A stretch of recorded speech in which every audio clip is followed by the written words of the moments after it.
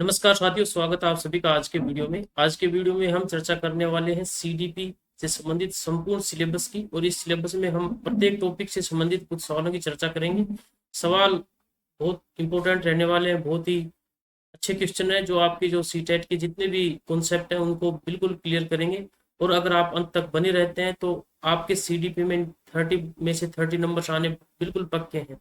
इस पूरे सेशन में हम सीटेट का संपूर्ण निचोड़ आपके सामने प्रस्तुत करेंगे और चाहते हैं कि आपके सीटेट में 30 में से 30 सवाल बिल्कुल सही हो। तो ये सेशन आपके लिए है। तो चलते हैं पहले सवाल की तरफ।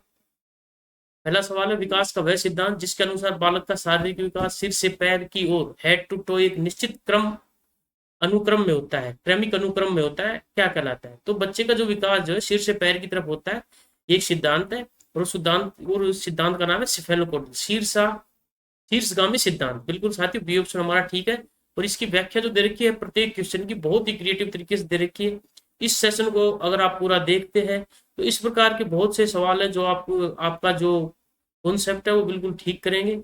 जो ऐसे कॉन्सेप्ट जो आपने किताबों में पढ़े हैं और आपके समझ में नहीं आ रहे, यहाँ पर चित्रों के माध्यम से उनको इतने अच्छे तरीके से आकर्षक रूप से उनको समझाया गया है जिससे वो आपके जहन में बिल्कुल फिट बैठ जाएंगे। और जब सीटेट की परीक्षा देंगे तो आपके बिल्कुल ठीक सवाल होने वाले हैं। तो इसका जो उत्तर था वो हमारा शीर्षगामी सिफेलोकोडल था। और यहाँ इसकी जो व्याख्या दे रखी है बिल्कुल स्पष्ट तरीके से समझा रखा है, शाब्दिक अर्थ बता रखा है कि सिफेलो का मतलब होता है मस्तिष्क और कोडल का मतलब होता है पैर। तो मस्तिष्क से पैर की ओर जो विकास होता है उसे सिफेलोकोडल कहते हैं। और इसकी जो प्रक्रिया है उसमें बता रखा है शारीरिक नियंत्रण जो है, पहले बच्चा सिर से प्रारंभ होकर पैरों की ओर बढ़ता है, क्रम दे रखा है। पहले गर्दन संभालता बच्चा, फिर बैठता और अंत में पैरों से चलता है। और प्रत्येक क्वेश्चन में एक सीटेट एक्सपर्ट टिप आपको मिलेगा जिसके माध्यम से आप उत्तर तक बहुत ही आसानी से पहुंच पाएंगे। तो यहाँ दे रखा है, परीक्षा में गर्दन संभालना या सिर से पैर देखते लंबवत दिशा वर्टिकल डायरेक्शन वाले सिफेलोकोडल का चयन करना है। मतलब जैसे ही आपको क्वेश्चन में गर्दन संभालना या सिर से पैर का ऑप्शन आए, आपको सिफेलोकोडल सेलेक्ट करना है। बिल्कुल साथियों। दूसरा क्वेश्चन है, एक शिशु पहले अपनी पूरी हथेली से वस्तु को पकड़ता है और बाद में उंगलियों व अंगूठे के सूक्ष्म समन्वय से पेंसिल उठाना सीखता है। यह विकास के किस सिद्धांत को रेखांकित करता है? तो चित्र में बताया गया है कि पहले ग्रोस मोटर स्किल्स डेवलप हो रही है बच्चे की, पूरे हाथ से बच्चा पकड़ रहा है किसी वस्तु को, और बाद में फाइन मोटर सूक्ष्म गामक जो स्किल्स है वो डेवलप हो रही है, अंगुलियों से बच्चा पैरों को सब पकड़ रहा है। तो ये जो सिद्धांत है, ये जो दूसरा सिद्धांत जो है प्रोक्सिमोडिस्टल है, ये समीपोदूराभिमुख विकास सिद्धांत कहलाता है, जिसमें केंद्र से बाहर की ओर बच्चे का शारीरिक विकास होता है। चित्र में देखेंगे बिल्कुल स्पष्ट तरीके से आपको समझाया गया है कि पहले बच्चे का जो स्पाइनल कोड, हार्ट, ये जो अंग है ये विकसित हो रहे हैं। उसके बाद बच्चे का विकास बाहों की तरफ, बाहों से होते हुए अंगुलियों की तरफ हो रहा है, मतलब केंद्र से बाहर की ओर हो रहा है। शाब्दिक अर्थ दिया गया है यहाँ पर। प्रोक्सिमो का मतलब होता है निकट या केंद्र, और डिस्टल का मतलब होता है दूर। तो साथियों बिल्कुल प्रोक्सिमो डिस्टल का मतलब होता है केंद्र से बाहर की ओर। प्रक्रिया जो दे रखी है यहाँ दे रखी है, विकास शरीर के मध्य भाग रीढ़ की हड्डी या धड़ से शुरू होकर बाहर की ओर उंगलियों तक जाता है। बालक पहले शरीर के मध्य भाग पर नियंत्रण पाता है, फिर दूरस्थ अंगों, उंगलियों, अंगूठों से सूक्ष्म कार्य करता है। सीटेट एक्सपर्टी, प्रत्येक जो सवाल है उसके एक्सप्लेनेशन में आपको इसको पढ़ना है क्योंकि इसी के माध्यम से आप उत्तर तक पहुंचोगे। स्थूल गामक ग्रोस मोटर पूरा हाथ से सूक्ष्म गामक फाइन मोटर उंगलियों की पकड़ का विकास प्रोक्सिमोडिस्टल ट्रेंड का प्रत्यक्ष उदाहरण है। मतलब क्वेश्चन में जैसे ही आपके पास ऑप्शन आए कि हाथ से बाहों से होते हुए विकास उंगलियों की तरफ जा रहा है, आपको इसमें एक्टिविटी भी दे सकता है। जैसे सवाल में दे रखा है कि बच्चा पहले बाहों से पकड़ रहा है और फिर उंगलियों से कार्य कर रहा है, तो ये प्रोक्सिमोडिस्टल का उदाहरण है। विकास कभी न समाप्त होने वाली प्रक्रिया है, यह कथन विकास के किस मुख्य नियम से प्रत्यक्ष रूप से संबंधित है? तो विकास जो है कभी न होने वाली प्रक्रिया है साथियों, बिल्कुल। क्योंकि विकास जो है जन्म से लेकर जब इंसान मर जाता है वहां तक उसका विकास निरंतर चलता रहता है। तो ये जो विकास का कौन से सिद्धांत से प्रत्यक्ष रूप से जुड़ा हुआ है? एकीकरण के सिद्धांत से, अंतः संबंधित विकास के सिद्धांत से, या निरंतरता के सिद्धांत से या फिर सामान्य से विशिष्ट प्रतिक्रियाओं का सिद्धांत। तो चूंकि यहाँ निरंतरता की बात हुई, कंटिन्यूटी की बात हुई है, तो हमारा सी ऑप्शन निरंतरता का सिद्धांत बिल्कुल करेक्ट ऑप्शन है यहाँ पर। सही उत्तर है निरंतरता का सिद्धांत, कंटिन्यूटी। विकास कोई अचानक होने वाली प्रक्रिया नहीं है। ऐसा नहीं है कि विकास एकदम से घटित हो गई प्रक्रिया और बच्चा एकदम से विकसित हो गया। ये जन्म से लेकर मरण तक, जब तक व्यक्ति मर नहीं जाता, उसका विकास होता रहता है किसी न किसी रूप में। यह एक अविराम प्रक्रिया है जो गर्भाधान कॉन्सेप्शन से शुरू होती है और मृत्यु डेथ तक निरंतर एक गति से चलती रहती है। वूम टू टॉम, वूम मतलब जब बच्चा एक माता के पेट में होता है तब से लेकर, और टॉम मतलब उसके जो मरण स्थल है वहां तक उसका विकास होता रहता है।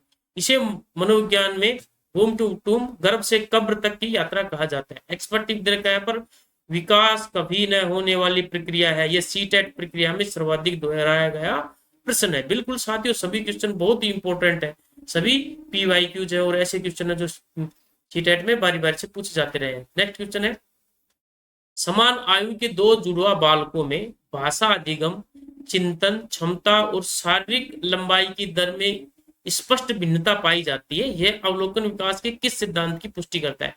तो दो बच्चे हैं, दो जुड़वा बच्चे हैं, उनमें भाषा अधिगम में, चिंतन क्षमता में और शारीरिक लंबाई की दर में स्पष्ट क्षमता विभिन्नता पाई जाती है। मतलब एक बच्चा लंबा है, एक थोड़ा कम लंबा है, एक का विकास, शारीरिक विकास अच्छा हो रहा है, एक का कोग्निटिव डेवलपमेंट है वो भी अच्छा हो रहा है, लेकिन दूसरे का नहीं हो रहा। तो ये किस सिद्धांत को दर्शा रहा है? विकास दर में व्यक्तिगत भिन्नता का सिद्धांत। बिल्कुल साथियों, आंसर को, कुछ क्वेश्चन ऐसे हैं जिनमें हम आंसर को आपकी सहायता के लिए पहले से ही रिवील करके रख रखे। तो ये जो विकास की व्यक्तिगत भिन्नता का सिद्धांत है। नेक्स्ट है इसका एक्सप्लेनेशन। यद्यपि सभी बच्चों में विकास का अनुक्रम सीक्वेंस एक जैसा, सीक्वेंस का मतलब ऐसा होता है कि जैसे बच्चा जो है, पहले बच्चे में सेंसरी मोटर, जैसे जीन पियाजे साहब ने कहा, उसने 4 अवस्थाएं बताई है, सीक्वेंस बताया, लेकिन उन सीक्वेंस में कुछ ना कुछ अंतर होता रहता है। कोई बच्चा पहले उस स्टेज को पकड़ लेता है, कोई बच्चा कुछ समय बाद पकड़ता है। सीक्वेंस एक जैसा होता है लेकिन व्यक्तिगत भिन्नता जरूर होती है। फिर भी कोई दो बच्चे बिल्कुल एक गति से विकसित नहीं होते हैं। यह भिन्नता बच्चे की आनुवंशिकता, हेरिडिटी और उसे मिलने वाले वातावरण, एनवायरमेंट की अनूठी अंतःक्रिया के कारण होते हैं। बिल्कुल साथियों, सीटेट एक्सपर्ट दे रखा है यहाँ पर, गोल्डन रूल याद रखें, सीक्वेंस, पैटर्न, ये सभी यूनिवर्सल होते हैं। बच्चों का जो विकास है वो एक सीक्वेंस में होता है, एक पैटर्न में होता है, यूनिवर्सल है, सभी के लिए समान है। परंतु हर बच्चे के विकास की रेट जो है, दर जो है, स्पीड जो है, वो इंडिविजुअल होती है, हर बच्चे के लिए ये भिन्न होती है। शिशु जन्म के समय रोते हुए अपने पूरे शरीर को हिलाता डुलाता है, किंतु कुछ समय बाद वह केवल अपनी वोकल कॉर्ड और चेहरे की मांसपेशियों का उपयोग करके स्पष्ट स्वर निकालता है। ये किसको दर्शाता है? तो ये चित्र में दे रखा है कि बच्चा पहले जन्म के समय तो रोते समय पूरे शरीर को हिला रहा है, लेकिन कुछ समय बाद, कुछ दिन बाद वो केवल अपने चेहरे की मांसपेशियां और स्पष्ट स्वर निकालता है। तो किसकी ओर दर्शा रहा है? विशिष्ट से सामान्य प्रतिक्रियाओं की ओर, सामान्य से विशिष्ट प्रतिक्रियाओं की ओर, शीर्षाभिमुख से समीपोद्दूरीभिमुख की ओर, वर्तुलाकार से रेखी की ओर। तो ये सामान्य जो क्रिया थी, पहले बच्चा पूरे शरीर को हिलाया था, वो सामान्य थी, और उसके बाद में जो उसकी ये जो मांसपेशियां शरीर की, चेहरे की और वोकल कॉर्ड हिला रहा है, ये विशिष्ट प्रतिक्रिया है। तो बी ऑप्शन का बिल्कुल करेक्ट आंसर है, सामान्य से विशिष्ट प्रतिक्रियाओं की ओर। बच्चा हमेशा पहले सामान्य अपरिष्कृत गतियां करता है, जिसे रोते समय पूरे शरीर को पटकना। परिपक्वता आने पर वह केवल विशिष्ट मांसपेशियां, जैसे केवल होठ या वोकल कॉर्ड का लक्षित प्रयोग करना सीख जाता है। बिल्कुल साथियों, विकास हमेशा जनरल रेस्पॉन्स स्पेसिफिक रेस्पॉन्स की ओर दिशा में बढ़ता है। जी से एफ, GF आपको याद रखना है, जनरल टू स्पेसिफिक। तो विकास जो होता है सामान्य से विशिष्ट की ओर होता है। शिक्षक को इसी आधार पर बच्चों को कौशल सिखाने चाहिए। अभिवृद्धि, ग्रोथ और विकास, डेवलपमेंट के संबंध में कौन सा कथन सही है? अभिवृद्धि मुक्त है, शारीरिक मात्रात्मक है, जबकि विकास गुणात्मक और मात्रात्मक दोनों है। बिल्कुल ठीक है ऑप्शन हमारा पहला। अभिवृद्धि परिपक्वता पर रुक जाती है, जबकि विकास गर्भाधान से मृत्यु तक निरंतर चलता रहता है। बिल्कुल साथियों, दोनों ऑप्शन बिल्कुल करेक्ट है। विकास और अभिवृद्धि, वृद्धि इसको अभिवृद्धि को वृद्धि भी बोल देते हैं, ग्रोथ को, और डेवलपमेंट को विकास। तो विकास और वृद्धि के संबंध में दोनों कथन दे रखे, बिल्कुल सही है, 1 और 2 दोनों सही है यहाँ पर। तो जो वृद्धि है, ग्रोथ है, केवल मात्रात्मक है, मतलब हम इसे माप सकते हैं। वृद्धि का मतलब होता है हाइट का बढ़ना, वजन का बढ़ना, इसको हम एक इकाई में माप सकते हैं। वजन को किलोग्राम में नापते हैं, हाइट को मीटर सेंटीमीटर में नाप लेते हैं, तो इनका एक इकाई में मापा जा सकता है। प्रत्यक्ष मापन संभव है। वजन का, ऊंचाई का परिपक्वता आने पर रुक जाती है, और एक समय के बाद इंसान की जो हाइट है और उसका वजन है रुक जाता है, बढ़ता नहीं है। तो ऐसा कहा जाता है कि जो वृद्धि है, ग्रोथ है, वो एक समय बाद रुक जाती है। और विकास जो है मात्रात्मक से के साथ गुणात्मक भी होता है। तो चूंकि ये हाइट का बढ़ना, ऊंचाई का बढ़ना, ये विकास की श्रेणी में भी आते हैं, तो ये मात्रात्मक भी होगा।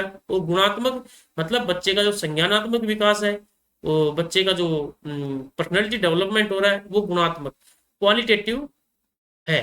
ये जीवन पर्यंत गर्भाधान से मृत्यु तक चलता है। सीटेट एक्सपर्ट टिप जो आपको याद रखनी है, अभिवृद्धि कोई अलग प्रक्रिया नहीं है, बल्कि यह विशाल विकास प्रक्रिया का एक संकुचित हिस्सा है। मतलब वृद्धि जो है विकास का ही एक हिस्सा है। अभिवृद्धि, ये जो आपको जो मानचित्र दे रखा है, इसमें विकास दे रखा है, विकास के अंदर ही वृद्धि आ जाती है, ग्रोथ। तो आपको इस मानचित्र को अपने जहन में रखना है साथियों। विकास की प्रकृति और मॉडल के बारे में निम्नलिखित में से कौन सा कथन सर्वथा सत्य है? विकास की प्रकृति और मॉडल के बारे में पूछा है। विकास एक सीधी सरल रेखा लीनियर में आगे बढ़ता है। नहीं साथियों, विकास जो है वर्तुलाकार बढ़ता है, वो स्पाइरल में बढ़ता है, ऐसे बढ़ता है। ये जो दूसरा चित्र दे रखा है, ऐसे नहीं का कि सभी व्यक्तियों में, किसी भी व्यक्ति में विकास जो है बिल्कुल सीधा हो रहा है।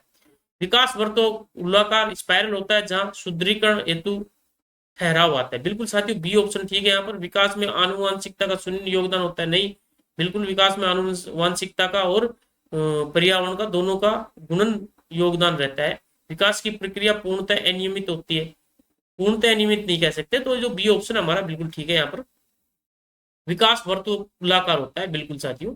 विकास कभी भी मशीन की तरह एक स्थिर सीधी रेखा लीनियर में नहीं चलता। विकास एक चरण में तेजी से आगे बढ़ता है, फिर अपने द्वारा अर्जित नए ज्ञान व कौशल को सुदृढ़ कंसोलिडेट करने के लिए ठहराव लेता है, पीछे मुड़ता और फिर परिपक्व होकर आगे बढ़ता है। तो साथियों, विकास की जो गति है बिल्कुल स्पाइरल है, ऐसे घूमते घूमते चलती है। मतलब पहले किसी एक कौशल को आप सुदृढ़ करोगे, फिर उसके लिए ठहराव लोगे, और फिर दूसरे जो स्किल है उसका डेवलपमेंट करोगे। सीटेट एक्सपर्ट टिप आपको जो पढ़नी है निश्चित रूप से, यही आपके लिए बहुत इंपॉर्टेंट रहने वाला है। स्पाइरल पैटर्न का मतलब है कि विकास में प्रगति, एडवांस और सुदृढ़ीकरण, कंसोलिडेशन एक चक्कर की तरह चलते हैं। संपूर्ण सिलेबस निचोड़ की से सेकंड जो टॉपिक है उसकी हम चर्चा करेंगे। और सेकंड जो टॉपिक है वो है आनुवांशिकता एवं वातावरण, हेरिडिटी एंड एनवायरनमेंट। इससे संबंधित कुछ सवाल है जो आप सभी के सामने पेश है। पहला सवाल आपके सामने, बाल विकास में प्रकृति पोषण विवाद, नेचर नर्चर डिबेट के अंतर्गत प्रकृति नेचर शब्द से क्या तात्पर्य है? तो प्रकृति, और यहाँ दो शब्द हैं, प्रकृति और पोषण। प्रकृति जो है हमारी हेरिडिटी को दर्शाती है। तो प्रकृति से मतलब क्या है? हमारे आसपास का भौतिक व सामाजिक वातावरण, जैविक विशिष्टताएं, एक व्यक्ति की मूल प्रवृत्ति व मनोवृत्ति, एक पर्यावरण की जटिल शक्तियां एवं पालन पोषण। जो प्रकृति है उसका संबंध हमारी जैविक विशिष्टताएं, जेनेटिक्स, एंडोमेंट से होता है। तो हमारा जो बी ऑप्शन है वो ठीक है। यहाँ पर इसकी व्याख्या भी दे रखी है। प्रकृति का मतलब हमारे ये जो प्रकृति जो कॉन्सेप्ट है वो बिल्कुल स्थिर है, जो हमें अपने माता पिता से के माध्यम से, जेनेटिक्स के माध्यम से मिलता है। इसके अलावा जो पोषण है, जो हमारा पर्यावरण है, वो स्थिर नहीं है, परिवर्तनीय है, कि जिस व्यक्ति को जैसा पर्यावरण मिलेगा वैसा उसका विकास हो जाएगा। तो प्रकृति के बारे में लिखा हुआ है यहाँ पर, इसका अर्थ बालक को माता पिता से मिलने वाले गुणसूत्रों, जीन्स और जैविक वंशानुगत क्षमताओं से है, जो स्थिर और पूर्व निर्धारित होते हैं। बिल्कुल साथियों, जो चीजें हमने अपने माता पिता से मिली है जीन्स के रूप में, वो निर्धारित है, उनको परिवर्तित नहीं किया जा सकता। इसके अलावा पोषण, नर्चर, पर्यावरण एवं सामाजिक परिवेश को पोषण माना जाता है। विकल्प ए और डी इसके अंतर्गत आते हैं। बिल्कुल साथियों, जो सीटेट एक्सपर्ट मास्टर टिप दे रखी है, नेचर का मतलब हेरिडिटी, जेनेटिक्स, इन्नेट एबिलिटीज, स्थिर कारक है सभी। और नर्चर, जिसमें हिंदी में जिसको पोषण बोला गया है, जिसमें एनवायरमेंट, स्कूलिंग, कल्चर, अपब्रिंगिंग, तो ये जो सब है ये परिवर्तनीय कारक है। बाल विकास में आनुवांशिकता, हेरिडिटी और वातावरण में एनवायरनमेंट की भूमिका के संबंध में निम्नलिखित में से कौन सा कथन सर्वथा उपयुक्त है? तो बाल विकास में वातावरण और आनुवांशिकता की भूमिका पूछा है, तो इन दोनों की भूमिका जो किस प्रकार रहती है देखते हैं। वातावरण की भूमिका स्थिर होती है, जबकि आनुवांशिकता को परिवर्तित किया जा सकता है। ठीक बात है, ये बिल्कुल उल्टा दे रखा है, वातावरण तो को परिवर्तित किया जा सकता है, इसके अलावा आनुवांशिकता जो है वो स्थिर रहती है, ये उल्टा दे रखा है यहाँ पर पहले ऑप्शन में। विकास के विभिन्न क्षेत्रों में आनुवांशिकता और वातावरण का सापेक्षिक प्रभाव भिन्न भिन्न होता है। आनुवांशिकता केवल शारीरिक विकास को प्रभावित करती है, संज्ञानात्मकता को नहीं। बालक के विकास में आनुवांशिकता का योगदान 100% और वातावरण का 0% होता है। तो इनमें जो ऑप्शन ठीक है, विकास के विभिन्न क्षेत्रों में आनुवांशिकता और वातावरण का सापेक्षिक प्रभाव भिन्न भिन्न होता है, बिल्कुल साथियों बी ऑप्शन यहाँ बिल्कुल ठीक है। विकास के अलग अलग पहलुओं पर भिन्न प्रभाव पड़ता है। शारीरिक विकास में आनुवांशिकता का प्रभाव अधिक होता है, जबकि भाषा व सामाजिक विकास में वातावरण का प्रभाव अधिक होता है। बिल्कुल साथियों, भाषा और सामाजिक विकास में हमारा जो वातावरण है उसका अधिक प्रभाव होगा, और शारीरिक विकास में हमारे आनुवांशिकता मतलब हमारे जो माता पिता है, जिस प्रकार का उनका शरीर है, जिस प्रकार की उनका हाइट है, वेट है, तो उसी प्रकार के हमारे बच्चे हो जाते हैं। मतलब इसका सीधा सीधा यही है।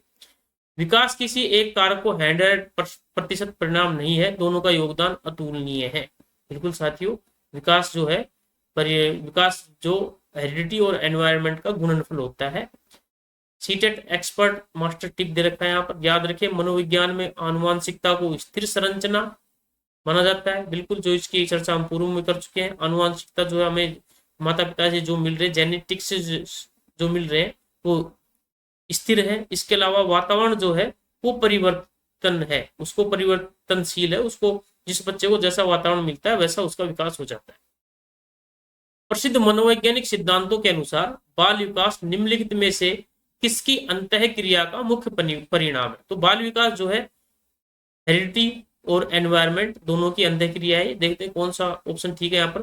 केवल वंशागत शारीरिक कारकों का, तो विकास जो है केवल वंशागत शारीरिक विकास के जैसे माता पिता है वैसे बच्चे का विकास हो गया, हाइट वेट ऐसा बढ़ गया, लेकिन उससे शारीरिक विकास वृद्धि से में ही इसका ज्यादा योगदान रहता है। कुल शारीरिक विकास की बात कर रहे हैं तो देखते हैं केवल सामाजिक व सांस्कृतिक कारकों का, आनुवांशिकता और वातावरण की परस्पर अंतः क्रिया का, इंटरप्ले का। बिल्कुल साथियों, सी ऑप्शन बिल्कुल यहाँ करेक्ट है। विकास में बच्चे की आनुवांशिकता और वातावरण का की जो परस्पर अंतः क्रिया है उसका योगदान रहता है। दे रखा है यहाँ पर, विकास न तो केवल वंशानुक्रम की देन है और न ही केवल पर्यावरण की। आनुवांशिकता ये बालक को कच्चे माल पोटेंशियल के रूप में क्षमताएं प्रदान करती है। वातावरण ये उस क्षमता को तराश कर पूर्ण विकसित करता है। सीटेट का महामंत्र, जहां भी प्रश्नों में केवल आनुवांशिकता केवल वातावरण दिखे वे विकल्प 90% गलत होते हैं। सही उत्तर हमेशा दोनों की अंतः क्रिया इंटरप्ले ऑफ बोथ होगा। तो ये साथियों जो सीटेट का महामंत्र है, जो सीटेट के जो टिप दे रखे हैं, ये आपके लिए 100% बहुत ही ज्यादा उपयोगी रहने वाले हैं। तो आपको इस वीडियो के अंत तक बने रहना है। तो ये जो बाल विकास है आनुवांशिकता और वातावरण का बिल्कुल दोनों का की अंतः क्रिया का परिणाम। R.S. वुडवर्थ के अनुसार बाल विकास डेवलपमेंट का कौन सा गणितीय सिद्धांत समीकरण सही है?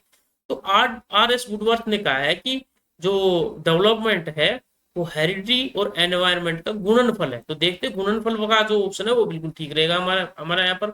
तो डेवलपमेंट जो है हेरिडिटी और एनवायरनमेंट का गुणनफल, तो बी ऑप्शन। यहाँ आनुवांशिकता और वातावरण का जोड़ दे रखा है, यहाँ भाग दे रखा है, केवल वातावरण गुना शिक्षण कौशल दे रखा है। तो ये तीनों ऑप्शन गलत हो गए हमारे यहाँ पर। तो बी ऑप्शन जो विकास जो बता रखा है आनुवांशिकता और वातावरण का गुणन बता रखा है, ये बिल्कुल ठीक है। यहाँ पर विकास आनुवांशिकता और वातावरण का गुणन है। R.S. वुडवर्थ के अनुसार विकास आनुवांशिकता और वातावरण का योगात्मक एडिटिव नहीं बल्कि गुणात्मक मल्टीप्लिकेटिव गुणनफल है। बिल्कुल साथियों, विकास जो है हेरिडिटी और एनवायरनमेंट का गुणनफल है। ये आपको बात अपने दिमाग में फिट बैठानी है, क्योंकि क्वेश्चन ये आएगा तो आप कंफ्यूज हो जाएंगे। यदि इनमें से कोई एक कार्य भी शून्य हो जाता है तो संपूर्ण विकास शून्य हो जाएगा। बिल्कुल, गुणन इसलिए है कि इनमें से कोई एक कारक अगर शून्य हो जाएगा तो बच्चे का जो विकास है वो बिल्कुल शून्य हो जाएगा।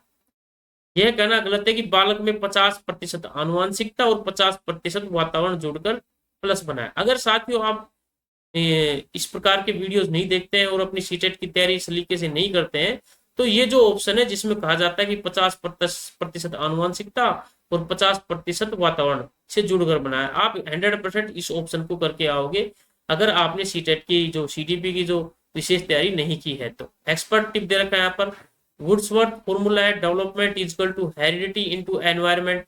नोट हमेशा गुणा चिन्ह होता है, जोड़ नहीं होता। बिल्कुल साथियों, हेरिडिटी और एनवायरनमेंट का गुणनफल होता है विकास।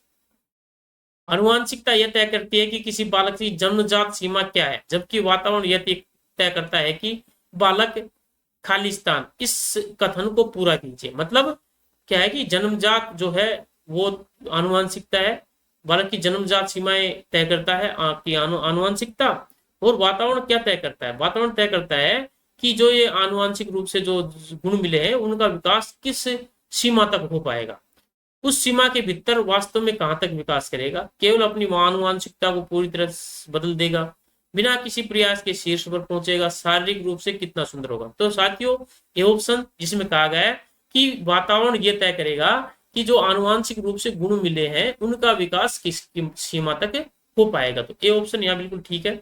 इसकी व्याख्या दे रखी है यहाँ पर, आनुवंशिकता एक कैनवास फ्रेम पोटेंशियल लिमिट निर्धारित करता है। मतलब एक कैनवास है, फ्रेम है, उसमें कितनी अच्छी कितनी सुंदर पेंटिंग होगी ये निर्धारित करेगा वातावरण। समृद्ध वातावरण यह तय करता है कि बालक उस पोटेंशियल सीमा को किस हद तक प्राप्त करेगा।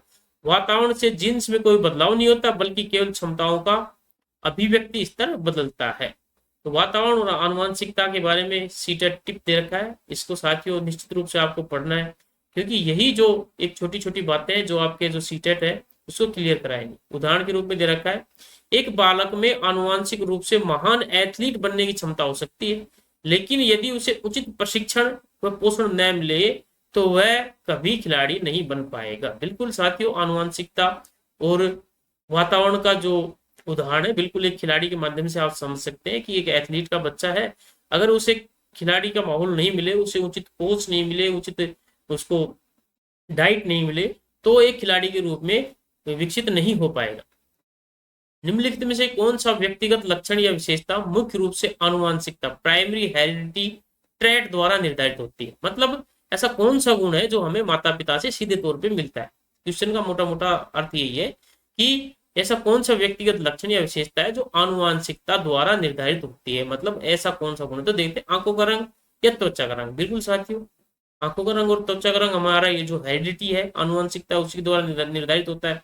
हमारे माता पिता की आंखें जिस प्रकार की है, बच्चे की आंखें या त्वचा का रंग भी उसी प्रकार का होने की पूरी पूरी संभावना होती है। सहपाठियों के प्रति अभिवृत्ति, तो ये आनुवंशिकता का नहीं, ये वातावरण का प्रभाव है। सामाजिक व नैतिक मूल्य वातावरण का है। अध्ययन में रुचि एकाग्रता ये भी वातावरण का है। तो ये ऑप्शन जो बता रखा आंखों का रंग व त्वचा का रंग वो हमें हेरिडिटी से मिलता है, आनुवंशिकता से मिलता है। आंखों का रंग, रक्त समूह, बालों की बनावट और शारीरिक ढांचा 100% आनुवंशिकता जीन्स द्वारा निर्धारित होते हैं। इन शारीरिक लक्षणों पर वातावरण का प्रभाव नगण्य नेगिजेबल होता है।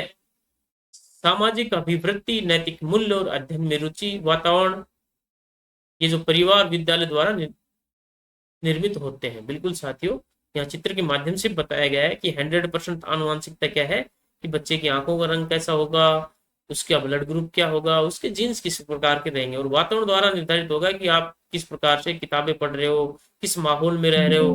तो ये सारी बातें आपके वातावरण द्वारा निर्धारित होंगी। सीटेट एग्जाम एक्सपर्ट टिप भी देख लेना है आपको। आंखों का रंग सीटेट का सबसे पसंदीदा उदाहरण है। ये केवल और केवल आनुवंशिकता हेरिडिटी से तय होता है। प्रकृति पोषण, नेचर नर्चर की अवधारणा में पोषण नर्चर का संबंध निम्नलिखित में से किससे है? तो पोषण का संबंध वातावरण से है साथियों। तो देख लेते हैं इनमें जिसको वातावरण का ऑप्शन है, केवल संतुलित आहार व शारीरिक पोषण से, सामाजिक सांस्कृतिक परिवेश, अनुभव व पालन पोषण का प्रभाव। तो ये जो बी ऑप्शन है ये वातावरण को पूर्ण रूप से डिफाइन कर रहा है, तो बी ऑप्शन ठीक है। यहाँ पर सामाजिक सांस्कृतिक परिवेश, अनुभव व पालन पोषण का प्रभाव। बाल व मनोविज्ञान में पोषण नर्चर शब्द का दायरा केवल सामाजिक शारीरिक भोजन तक सीमित नहीं होता, एक संकुचित अर्थ है। इससे बच्चे को मिलने वाला संपूर्ण सामाजिक सांस्कृतिक वातावरण, विद्यालय, परिवार का माहौल तथा जीवन के अनुभव शामिल है। एक्सपर्ट टिप देखना है, नर्चर का मतलब पोषण, environment plus complex forces of the physical and social work, भौतिक और सामाजिक दुनिया की समस्त जटिल शक्तियां। तो पोषण क्या है? पोषण में पूरा परिवार आ जाता है, विद्यालय, अनुभव, संस्कृति, समाज।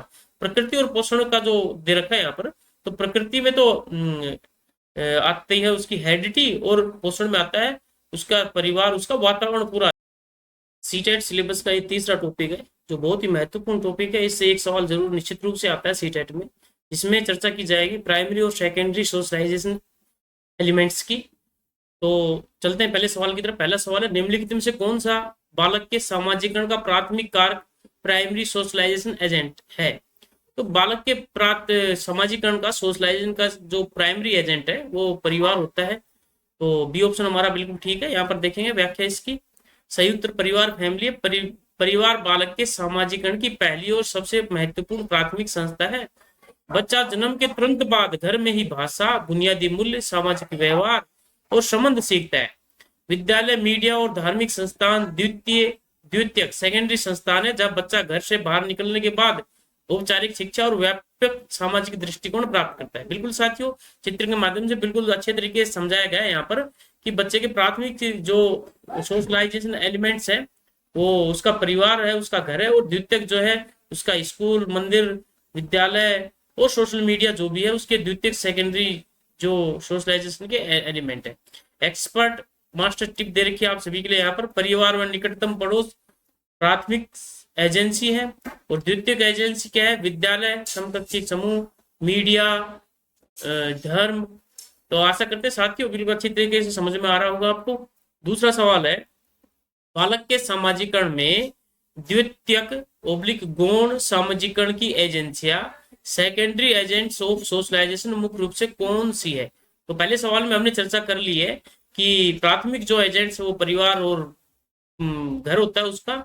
इसके अलावा जो सेकेंडरी एलिमेंट्स वो विद्यालय, समाज और सोशल मीडिया जो भी है, ये सेकेंडरी एजेंट्स है। तो देखते हो कौन सा ऑप्शन ठीक रहेगा हमारे यहाँ पर। परिवार और पड़ोस, विद्यालय और समकक्षी समूह, स्कूल एंड पीयर ग्रुप, बिल्कुल ये सेकेंडरी एजेंट है। बी ऑप्शन ठीक हमारे यहाँ पर। संयुक्त विद्यालय और समकक्षी समूह, विद्यालय एवं पीयर ग्रुप, परिवार। तो बच्चा घर से बाहर निकलकर विद्यालय और अपनी मित्र मंडली, पीयर ग्रुप के संपर्क में आता है। ये संस्थाएं द्वितीयक स्तर पर सामाजिक भूमिकाओं एवं सहकारिता का विकास करती है। विकल्पों ए, सी और डी में प्राथमिक घटक परिवार व माता पिता मौजूद है, अतः वे शुद्ध द्वितीयक युग्म नहीं हो सकते। सीटेट मास्टर टिप दे रखा है यहाँ पर, प्रश्न में द्वितीयक सेकेंडरी पूछते ही ऐसे विकल्प को चुने जिसमें परिवार फैमिली न हो। विद्यालय प्लस पीयर ग्रुप ही शुद्ध द्वितीयक युग्म है।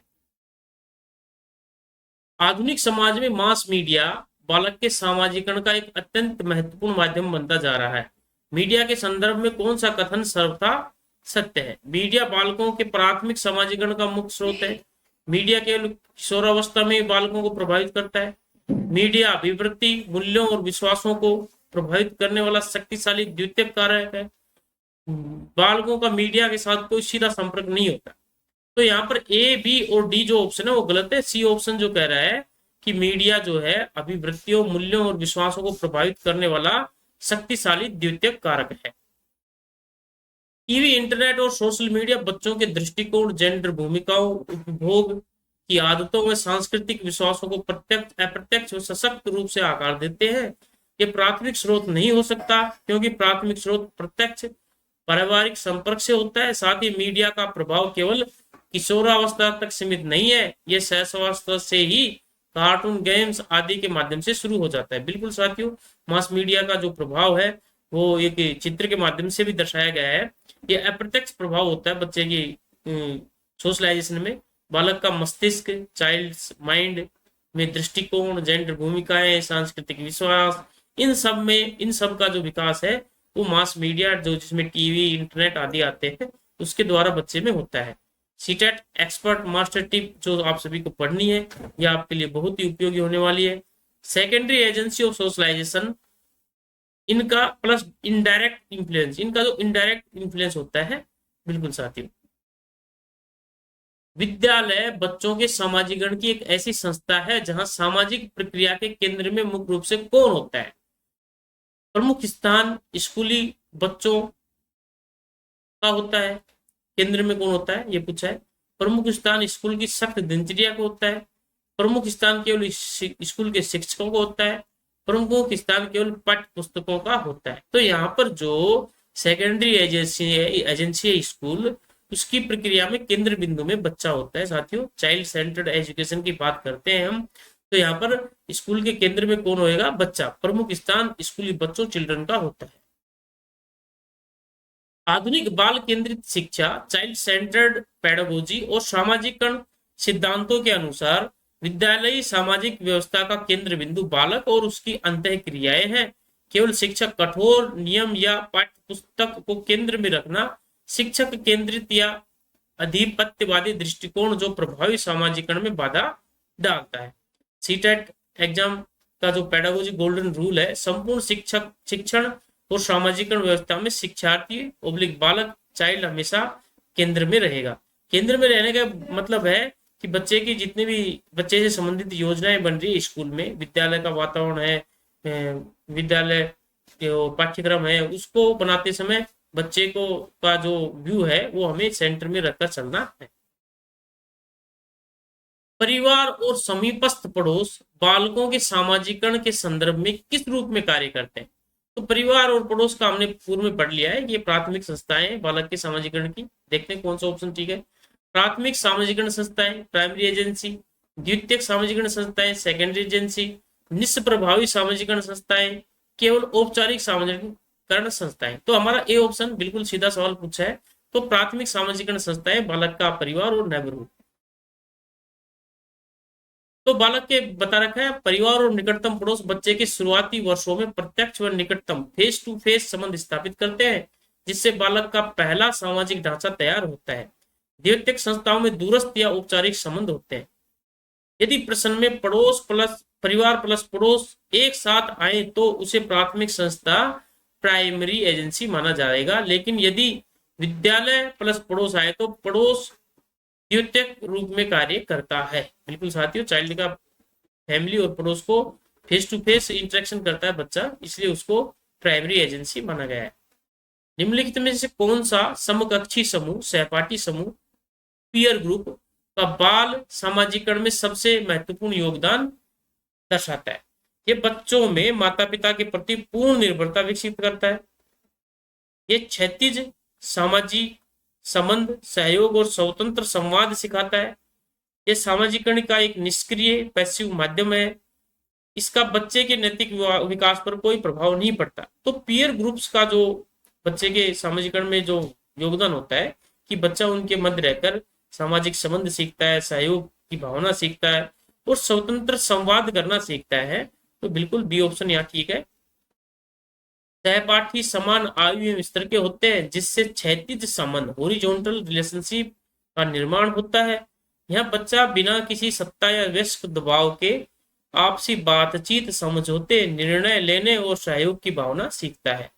माता पिता व शिक्षकों के साथ संबंध लंबवत वर्टिकल अथॉरिटी रिलेशन होते हैं।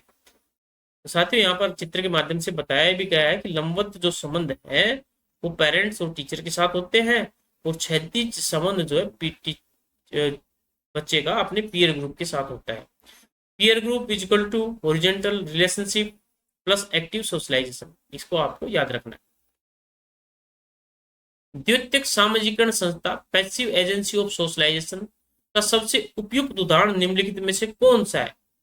तो द्वितीयक सामाजिकरण संस्था की पैसिव एजेंसी ऑफ सोशलाइजेशन, निष्क्रिय सामाजिकरण संस्था कौन सी? स्वास्थ्य क्लब, बच्चा हेल्थ क्लब में जाएगा, जिम में जाएगा तो वहां पर एक्टिव रहेगा, वो पैसिव नहीं है। परिवार में एक्टिव रहता है। सार्वजनिक पुस्तकालय एक ऐसी जगह है जहां बच्चा एक्टिव नहीं रहता फिजिकली रूप से, तो आप हम कह सकते हैं कि निष्क्रिय सामाजिकरण संस्था क्या है? सार्वजनिक पुस्तकालय। सार्वजनिक पुस्तकालय में प्रत्यक्ष व्यक्तिगत अंतःक्रिया, डायरेक्ट इंटरेक्शन या बातचीत नहीं होती। यहाँ बालक शांत रहकर नियमों, पुस्तकों और अप्रत्यक्ष माहौल से सीखता है, अतः यह निष्क्रिय पैसिव संस्था है। परिवार, खेल का मैदान और हेल्थ क्लब में बालक आमने सामने सीधे बातचीत व अंत्यक्रिया करता है, अतः वे सक्रिय एक्टिव संस्थाएं हैं। बिल्कुल साथियों, चित्र के माध्यम से यहाँ पर बताया भी गया है कि सक्रिय जो एक्टिव संस्थाएं हैं, बच्चा खेलता है, परिवार में रहकर माता पिता के साथ सोशलाइजेशन सीख रहा है, तो ये एक्टिव संस्थाएं हैं। और निष्क्रिय संस्थाएं क्या है, पुस्तकालय, जब पढ़ते समय पुस्तकालय में आप इंटरेक्शन नहीं करते, इसलिए वो निष्क्रिय सामाजिक संस्था है। एजेंसी, एक्टिव एजेंसी जहां परस्पर प्रत्यक्ष बातचीत, अंतःक्रिया हो, उदाहरण दे रखा परिवार और स्कूल। पैसिव एजेंसी क्या है, जहां प्रत्यक्ष बातचीत न हो, केवल अप्रत्यक्ष प्रभाव हो, उदाहरण पुस्तक। तो स्वागत है साथियों नेक्स्ट टॉपिक में। आशा करते हैं ये सभी टॉपिक आपको बहुत अच्छे लग रहे होंगे। और जो नेक्स्ट टॉपिक आने वाले हैं, 3 टॉपिक, जीन पियाजे, कोहलबर्ग और लेव वाइगोत्स्की, ये जो 3 सिद्धांत है इनके, ये सीटेट में बहुत ही उपयोगी है, क्योंकि इनसे लगभग 8-10 क्वेश्चन हर सीटेट में पूछे जाते रहे हैं। तो आपको इनको पूरा देखना है और हर क्वेश्चन को आपको नोट करते हुए चलना है कि इसका उत्तर और इसकी जो व्याख्या है आपको बहुत अच्छे तरीके से देखनी है। जीन पियाजे के सिद्धांत के अनुसार जब कोई बालक नवीन अनुभव या जानकारी को अपने विद्यमान मानसिक ढांचे, पूर्व स्कीमा में बिना किसी संशोधन के शामिल करता है, तो इस प्रक्रिया को क्या कहते हैं?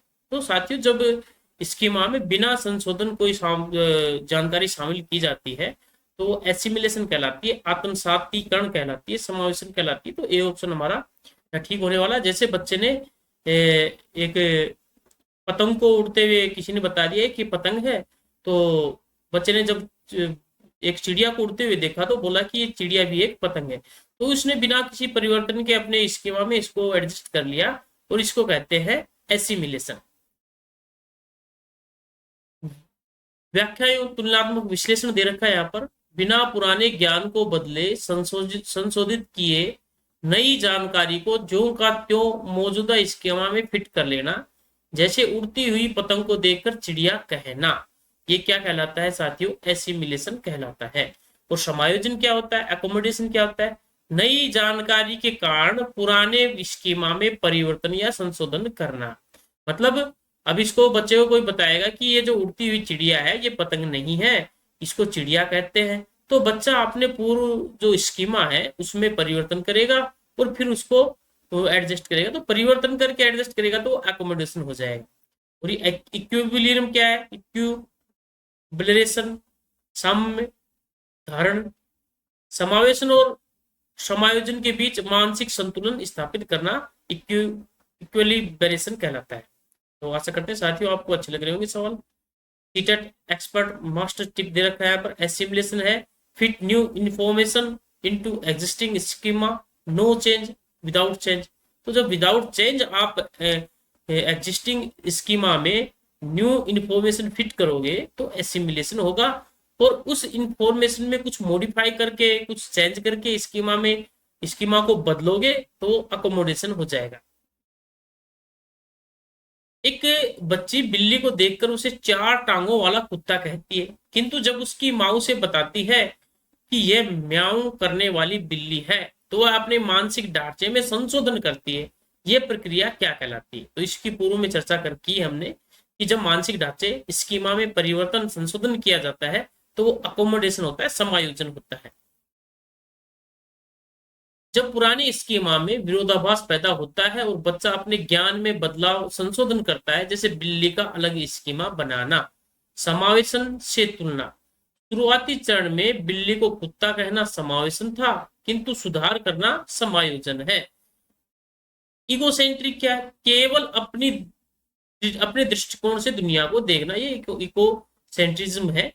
पियाजे की अवधारणा है कि जब बच्चा अपने अनुसार ही पूरे संसार को देखता है, जैसे उसने टीवी में कुछ कार्टून लगा रखा है और उसको लगता है कि मुझे ये कार्टून अच्छा लग रहा है तो सभी को अच्छा लग रहा होगा, तो वो किसी को चेंज करने नहीं देता चैनल को, तो वो इगोसेंट्रिज्म है, अहम केंद्रिता है वो। सीटेट एक्सपर्ट मास्टर टिप दे रखी है आप सभी के सामने। सीटेट की सबसे लोकप्रिय ट्रिक है मॉडिफाई, चेंज, रीऑर्गेनाइज या संशोधन, बदलाव, शब्द देखते ही अकोमोडेशन समायोजन चुने। तो कोग्निटिव कॉम्प्लेक्स दे रखा है यहाँ पर। डॉग को देखा बच्चे ने और फिर कैट को देखा। तो डॉग को देखा तो बच्चे को किसी ने बताया कि ये डॉग होता है, लेकिन जैसे उसने कैट को देखा तो इसके भी 4 पैर है, कुत्ते की भी 4 पैर है, उसके भी पूंछ है, उसके पूंछ है। तो कोग्निटिव कॉन्फ्लिक्ट हो गया बच्चे के कि उसने उसको ही कुत्ता मान लिया। तो उसके बाद उसको कोई समझाया कि ये कुत्ता नहीं बिल्ली है, तो अपने पुराने स्कीमा में चेंज करेगा, अकोमोडेशन करेगा, तो उसको अकोमोडेशन करने कहेंगे, समायोजन कहेंगे। जिन पियाजे के अनुसार पूर्व संक्रियात्मक अवस्था प्री ऑपरेशनल स्टेज जो 2 से 7 वर्ष में बालक के चिंतन की मुख्य सीमा विशेषता निम्नलिखित में से कौन सी है?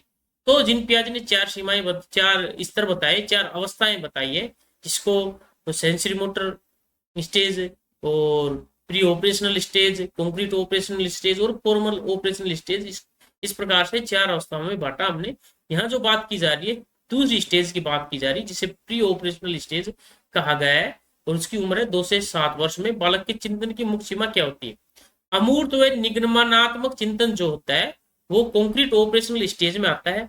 विचारों की अनुक्रमणीयता व केंद्रीयकरण, इन्वर्सिबिलिटी एंड सेंट्रेशन, वस्तु स्थायित्व की अनुपस्थिति, परिकल्पित निगमनात्मक तर्कना। ये जो लास्ट वाला है ये फॉर्मल ऑपरेशन में आता है, और जो बी ऑप्शन है विचारों की जो अनुक्रमणीयता व केंद्रीकरण, इनवर्सिबिलिटी मतलब बच्चा जो है 5+4 को 9 बोल रहा है, तो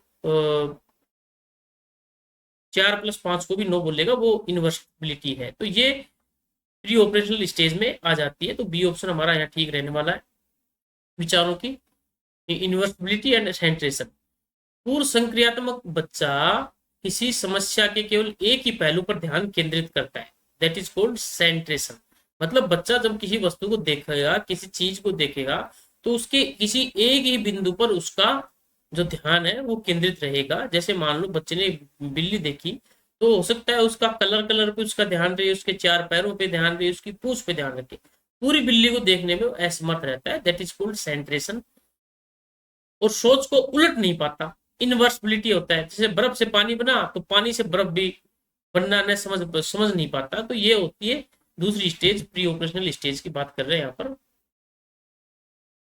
अमूर्त चिंतन, ये चौथी अवस्था। फॉर्मल ऑपरेशनल में बच्चा क्या है, अमूर्त चीजें जो है इस संसार में जो एग्जिस्ट नहीं करती उनके बारे में चिंतन करने लग जाता है।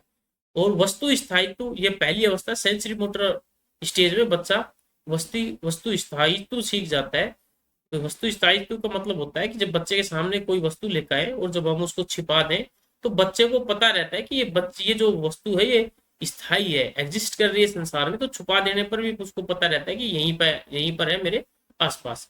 तो CTET expert master T pre operational stage 2 से 7 एज की 3 सीमाएं हैं, प्रमुख सीमाएं, सेंट्रेशन, इन्वर्सिबिलिटी और ईगोसेंट्रिज्म। तो ये सीमाएं हैं बच्चे की। सेंट्रेशन का मतलब है एक ही चीज पर ध्यान केंद्रित करना। इनवर्सिबिलिटी का मतलब है वो रिवर्स नहीं कर पाता विचारों को। बर्फ से पानी बना, पानी से बर्फ बनेगी, इसको पता नहीं बच्चे को।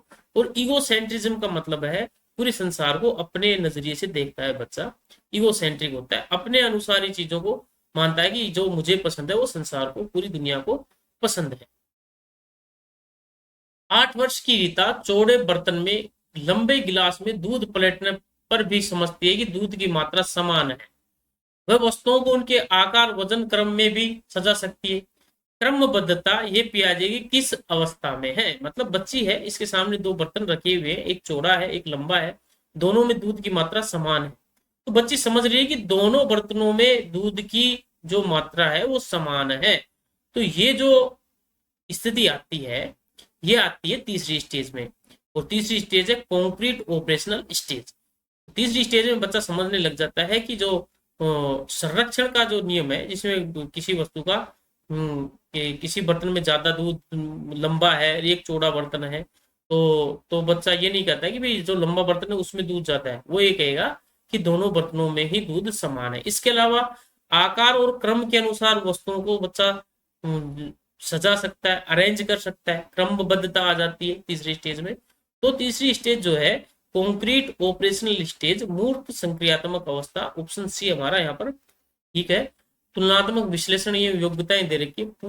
मूर्त संक्रियात्मक 7 से 11 वर्ष की जो स्टेज है, इस अवस्था में बच्चा तर्क संगत चिंतन शुरू कर देता है और इसमें 3 प्रमुख योग्यताएं आ जाती है। संरक्षण, संरक्षण के बारे में बताया कि दूध को बड़े बर्तन में और छोटे बर्तन में बताएगा तो दोनों में समान बताएगा, मतलब संरक्षण का की जो कॉन्सेप्ट है वो आ गया बच्चे में। वर्गीकरण, क्लासिफिकेशन, क्लासिफिकेशन कर दिया बच्चे ने। ये देखो इस चित्र के माध्यम से आप क्लासिफिकेशन समझ सकते हो कि ट्राइंगल एक बॉक्स में डाल दिए और स्क्वायर एक बॉक्स में डाल दिए, मतलब वर्गीकरण कर दिया बच्चों का। और सीरियसन, क्रमबद्धता, कि छोटे को पहले उससे बड़ा, उससे बड़ा, उससे बड़ा, फिर अंत में सबसे बड़ा। इस प्रकार की योग्यताएं बच्चे में तीसरी स्टेज में आती है, जिसको कॉन्क्रीट ऑपरेशनल स्टेज कहते हैं, मूर्त संक्रियात्मक अवस्था कहते हैं। सीटेट एक्सपर्ट मास्टर टिप दे रखी कॉन्क्रीट ऑपरेशनल स्टेज की, 7 से 11 वर्ष की शॉर्टकट CCS से आप इसको याद कर सकते हो। सी से ही ये स्टेज शुरू होती है, कॉन्क्रीट ऑपरेशनल स्टेज, और इसमें 3 जो योग्यताएं हैं बच्चे में डेवलप हो जाती है। CCS कंजर्वेशन, संरक्षण, क्लासिफिकेशन वर्गीकरण, और सीरियसन क्रमबद्धता। ठीक है साथियों, आशा करते हैं आपको समझ में आ रहे होंगे। नेक्स्ट क्वेश्चन है, एक 10 महीने का शिशु छिपाई गई गेंद को चादर के नीचे से ढूंढ निकालता है, क्योंकि वह जानता है वस्तु नजर से ओझल होने पर भी अपना अस्तित्व बनाए रखती है। ये पियाजे की किस अवस्था की उपलब्धि है? तो साथियों, जो प्रथम अवस्था है sensory motor stage, sensory motor stage में बच्चा इस प्रकार का जो अपना जो क्षमता है, जो गुण है वो विकसित हो जाता है बच्चे में। इसको कहते हैं ऑब्जेक्ट परमानेंस की। तो ये पहली अवस्था में आ जाता है कि बच्चे को पता रहता है कि जो बस वस्तु है मेरी नजरों से ओझल हो गई है वो यहीं कहीं है। जैसे बच्चे के सामने ये बॉल है, बॉल को छिपा दिया किसी ने, तो बच्चा उस बॉल को पता है कि बच्चे को कि बॉल इस चादर के नीचे छिपाई है किसी ने। तो ये ऑब्जेक्ट परमानेंस की स्थिति है जो पहली स्टेज में आती है। सेंसरी मोटर स्टेज की बात कर रहे हैं बिल्कुल साथियों। संवेदीगामक अवस्था 0 से 2 वर्ष में जो होती है, वस्तु स्थायित्व ऑब्जेक्ट परमानेंस, इस अवस्था विशेषकर 8 से 12 माह के दौरान में हासिल होने वाली सबसे पहली और प्रमुख संज्ञानात्मक उपलब्धि है। बच्चा समझ जाता है कि चीज छिपाने के बाद भी मौजूद रहती है। पूर्व संक्रियात्मक अवस्था, इसके विपरीत दूसरी अवस्था में सांकेतिक खेल, सिंबॉलिक प्ले व अहम केंद्रिता, इगोसेंट्रिज्म प्रमुख लक्षण होते हैं। सीटेट एक्सपर्ट मास्टर टिप आप सभी के सामने हर क्वेश्चन में मिलेगा, जिसके माध्यम से आप सवालों को कर पाएंगे।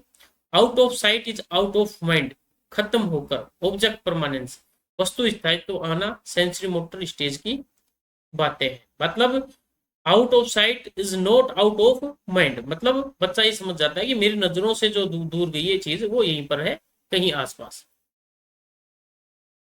अमूर्त वैज्ञानिक अवधारणाओं को समझना, यदि तो मतलब इफ देन वाली परिकल्पना है, मतलब बच्चे के सामने ऐसी हाइपोथेटिकल कंडीशंस रख दी आपने कि जैसे बच्चे को बताया आपने कि संसार से जितने भी पेड़ हैं वो काट दिए जाए तो क्या होगा। दैट इज कॉल्ड परिकल्पना, अमूर्त वैज्ञानिक अवधारणाएं, हाइपोथेटिकल सिचुएशंस है बनाना, और परिकल्पित निगमनात्मक तर्क, हाइपोथेटिको डिडक्टिव रीजनिंग करना पियाजे के अनुसार किस चरण में संभव है। तो साथियों, इस प्रकार की जो अवधारणा है बच्चा बड़ा हो जाता है तब सीखता है कि इस प्रकार की जो परिकल्पनात्मक अवधारणाएं बच्चे के सामने प्रस्तुत की जाए, और बच्चा अपना दिमाग लगाकर अपनी जो हाइपोथेटिक डिडक्टिव रीजनिंग के माध्यम से बच्चा बता पाएगा कि इस प्रकार की सिचुएशन हो जाए तो क्या क्या हो सकता है। ये सारे संसार से सारे पेड़ गायब कर दिए जाए तो संसार में क्या स्थितियां उत्पन्न हो सकती है। ये अंतिम अवस्था है जिसको फॉर्मल ऑपरेशनल स्टेज कहा जाता है, जिसको कहा जाता है अमूर्त औपचारिक संक्रियात्मक अवस्था, 11 वर्ष या उससे ऊपर। डी ऑप्शन हमारा ठीक है यहाँ पर। अमूर्त औपचारिक अवस्था, संक्रियात्मक अवस्था, ये पियाजे की चौथी अवस्था 11 वर्ष से ऊपर है। इसमें किशोर अमूर्त समस्याओं पर विचार करते हैं, चरों को नियंत्रित करके वैज्ञानिक परिकल्पनाओं हाइपोथेसिस की जांच करते हैं और आदर्शवादी चिंतन करते हैं।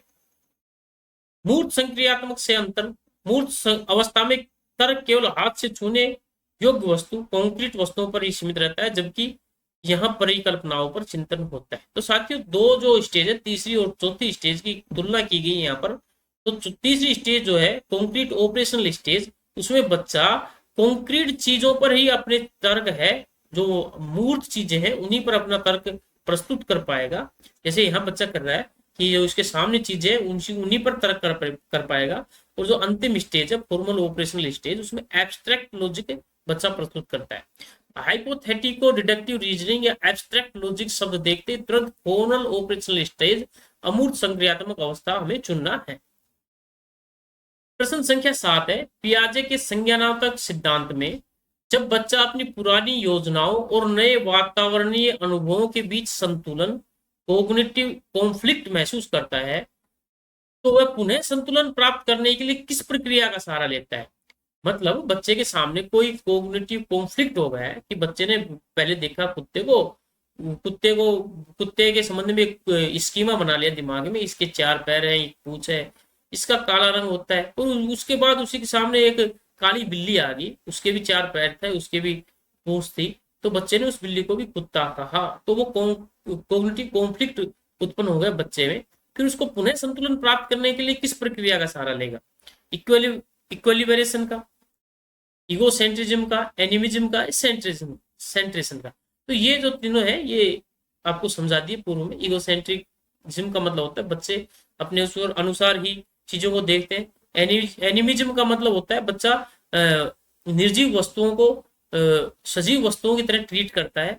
और केंद्रीकरण का मतलब होता है किसी वस्तु के एक ही पक्ष पर अपना ध्यान केंद्रित कर पाना। और यहाँ पर जो कोग्निटिव कॉन्फ्लिक्ट को जो सही करेगा वो साम्यावधारण या संतुलनीकरण इक्विलिब्रेशन के माध्यम से करेगा। इस ये प्रक्रिया है जिसके माध्यम से कोग्निटिव कॉन्फ्लिक्ट को ठीक करेगा बच्चा। इसकी जो व्याख्या दे रखी है बहुत अच्छे तरीके से दे रखी है, आप इसको पूरा देखोगे।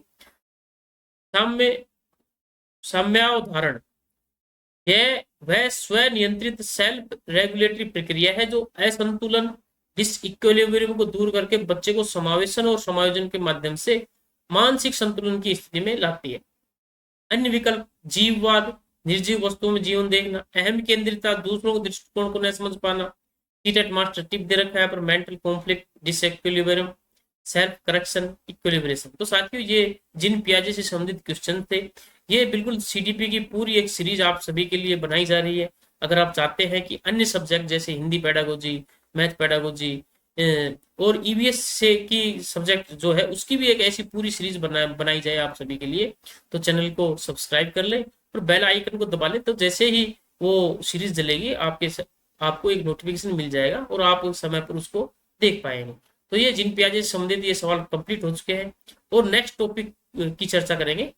सिद्धांत जिसकी हम चर्चा करने वाले हैं वो है लेव वाइगोत्स का सामाजिक सांस्कृतिक सिद्धांत। चलते हैं पहले सवाल की तरफ।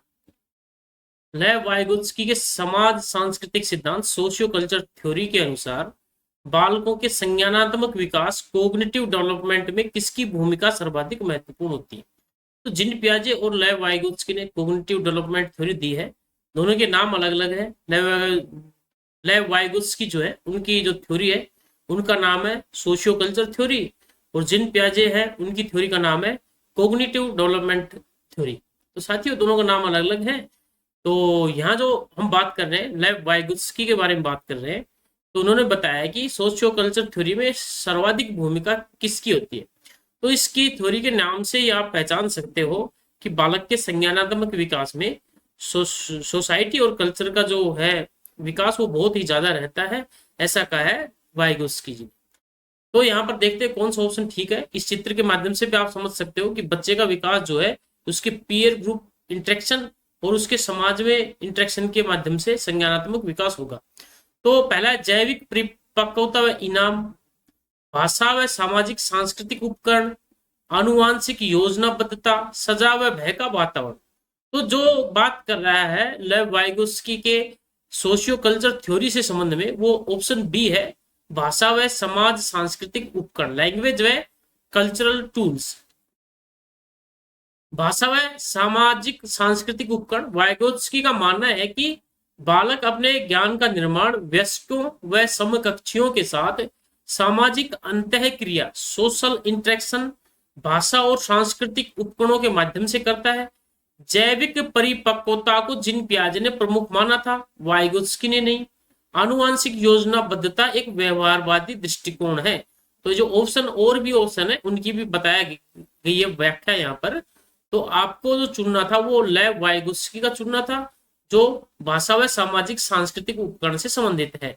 सीटेट एक्सपर्ट मास्टर टिप आप सभी के लिए प्रत्येक क्वेश्चन में दिया गया है, इसको आपको पढ़ते चलना है। वाइगोत्स्की के 3 मुख्य स्तंभ है, SCL social interaction, cultural and language. उत्तर में समाज, संस्कृति या भाषा हमेशा केंद्र में रहेंगे। तो संज्ञानात्मक विकास, कोग्निटिव डेवलपमेंट लेव वाइगोत्स्की के अनुसार कैसा हो रहा है, बच्चा जब समाज में जाकर इंटरेक्शन कर रहा है, संस्कृति में जाकर इंटरेक्शन कर रहा है और भाषा के माध्यम से जो इंटरेक्शन कर रहा है, उसके द्वारा बच्चे का संज्ञानात्मक विकास हो रहा है। वाइगोत्स्की के सिद्धांत में समीपस्थ विकास का क्षेत्र zone of proximal development, ZPD। तो साथियों आपको इसकी जो फुल फॉर्म है उसको भी याद रखना है, क्योंकि डायरेक्ट सीटेट इसमें पूछ लेता है कि ZPD क्या है। तो ZPD है जोन ऑफ प्रोक्सिमल डेवलपमेंट। निम्नलिखित में से क्या दर्शाता है? तो जोन ऑफ प्रोक्सिमल डेवलपमेंट क्या है कि बच्चा वो क्षेत्र जो अपने माध्यम से कर रहा है, एक वो क्षेत्र होता है, और एक ऐसा क्षेत्र है जिसमें बच्चा दूसरे की सहायता के माध्यम से कार्य संपादित कर सकता है। तो दूसरे के कार्य की सहायता से जो कार्य जो जिस क्षेत्र में संपादित कर सकता है वो जोन ऑफ प्रोक्सिमल डेवलपमेंट होता है।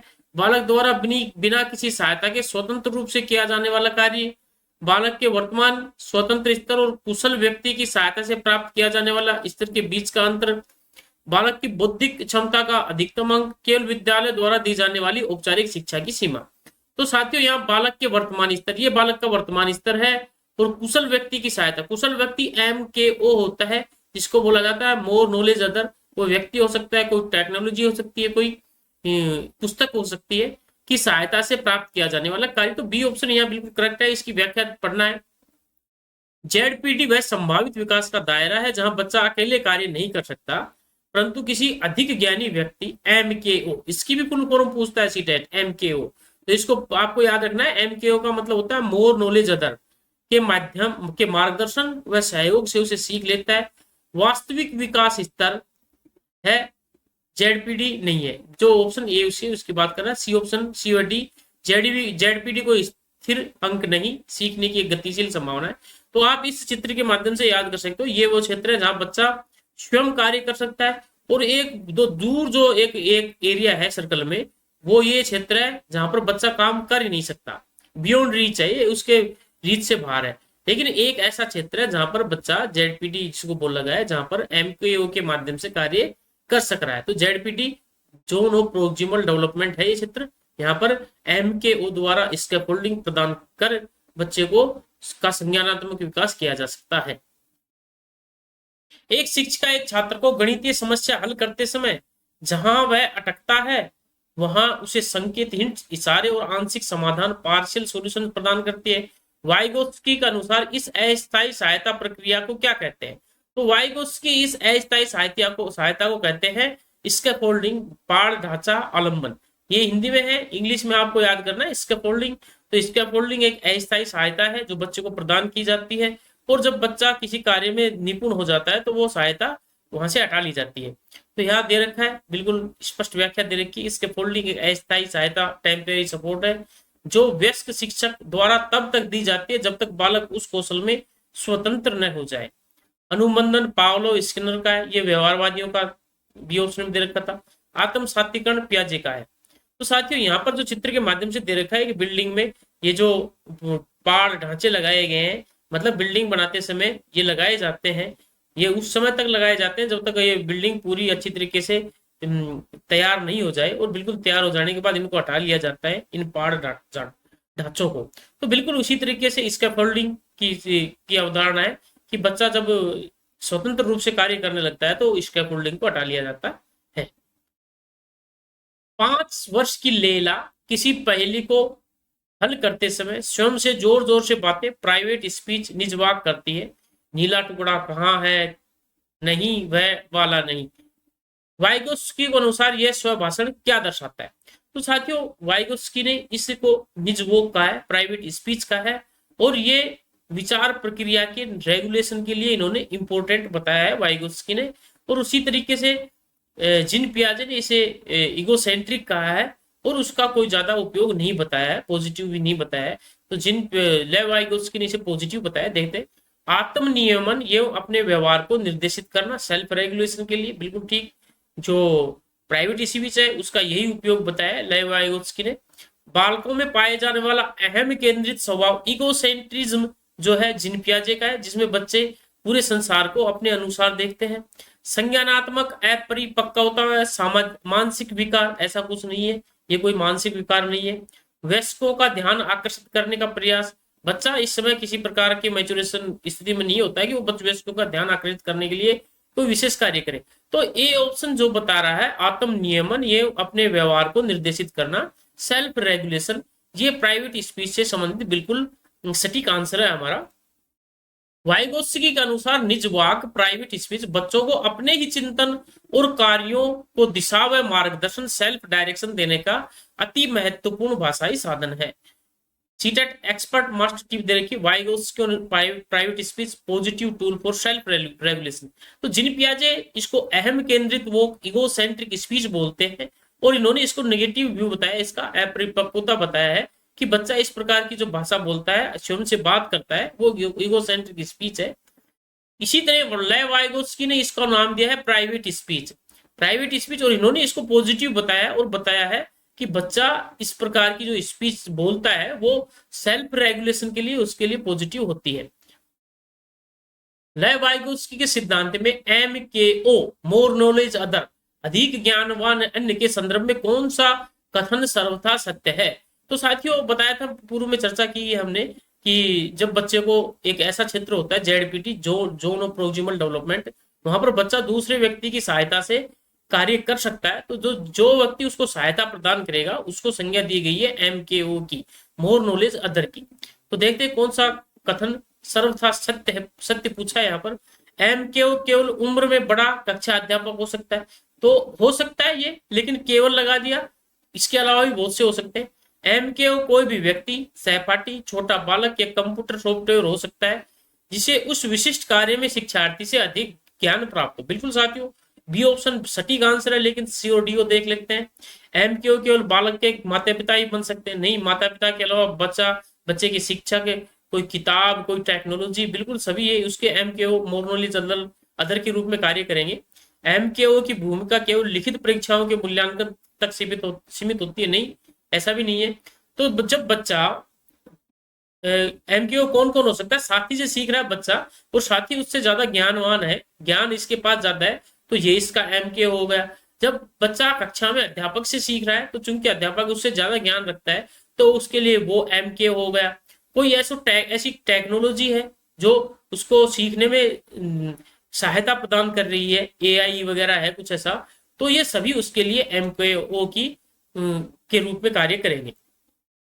सही उत्तर, अधिक ज्ञान रखने वाला कोई भी व्यक्ति या माध्यम, जो बी ऑप्शन जिसकी चर्चा कर रहे थे हम। MK होने के लिए उम्र में बड़ा होना अनिवार्य नहीं है, कोई भी सहपाठी, छोटा बच्चा या डिजिटल माध्यम भी MKO हो सकता है यदि उसके पास संबंधित विषय का बेहतर ज्ञान या कौशल हो। ए वैसी एक संकुचित सोच है। तो साथियों, CTET expert master tip, MKO anyone, teacher, peer, computer junior who has higher ability knowledge than the learner in a specific task. तो शिक्षार्थी के लिए MKO कौन कौन हो सकता है? टीचर हो सकता है, अधिक ज्ञान होने पर कैन बी MKO, सहपाठी हो सकता है, पीयर ग्रुप उसका MKO हो सकता है, छोटा भाई बहन हो सकता है, जूनियर है लेकिन उससे ज्यादा ज्ञान है तो वो उसके लिए MKO हो गया। कोई AI सॉफ्टवेयर हो सकता है जो उसको समय समय पर स्कैफोल्डिंग प्रदान कर रहा है, तो वो उसके लिए MKO हो सकता है।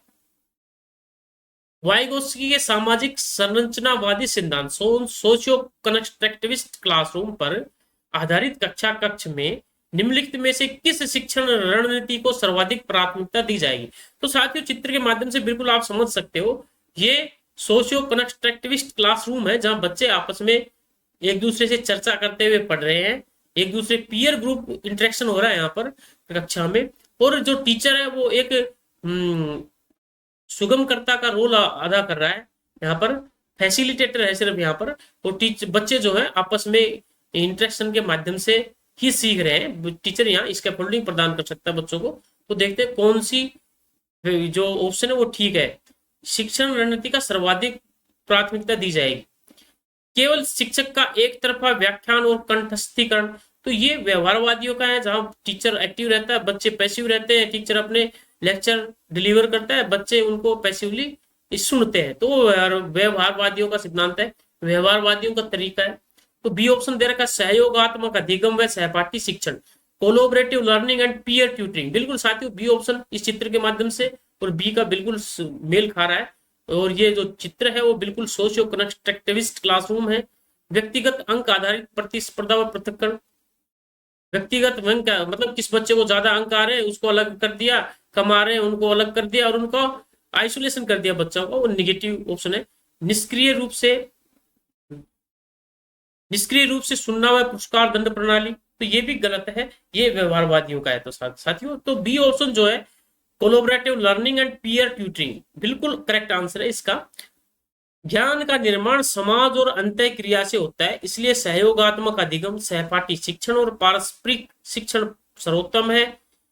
पारंपरिक और निशीर्ण विधियां हैं, ए ऑप्शन के बारे में बता रखा। पृथक्करण आइसोलेशन सामाजिक अंतः क्रिया के मूल नियम के विपरीत है। तो सीटेट एक्सपर्ट मास्टर टिप दे रखा आप सभी के लिए, Vygotsky based pedagogy, reciprocal teaching, peer tutoring, group work, collaborative learning, ये सारे वाइगोत्स्की से संबंधित पॉजिटिव कॉन्सेप्ट्स है।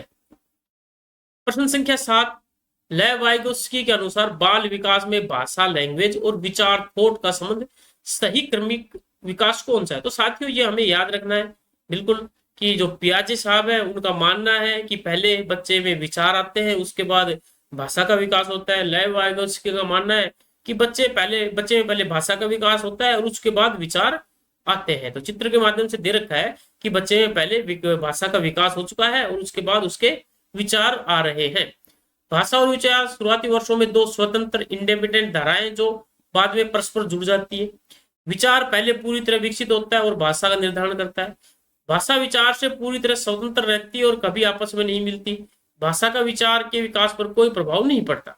तो साथियों, ए ऑप्शन जो कह रहा है भाषा और विचार शुरुआती वर्षों में दो स्वतंत्र इंडिपेंडेंट धाराएं होती हैं जो बाद में परस्पर जुड़ जाती है। ये ऑप्शन वाइगोत्स्की के बारे में बिल्कुल सही बता रहा है। लगभग 2-3 वर्ष की आयु तक भाषा और विचार स्वतंत्र रूप से समानांतर चलते हैं। तत्पश्चात भाषा और विचार आपस में मिलकर आंतरिक वाक, इनर स्पीच का रूप ले लेते हैं और भाषा चिंतन को दिशा देने लगती है। बिल्कुल साथियों, ले वाइगोत्स्की के ये क्वेश्चन थे। आशा करते हैं आपको बहुत अच्छे लग रहे होंगे और चाहते हैं कि इस प्रकार की वीडियोज आपकी फीड में लगातार आए तो चैनल को सब्सक्राइब करें, वीडियो को लाइक करें और एक ऐसे मित्र के साथ जरूर शेयर करें जो सीटेट की तैयारी कर रहा है।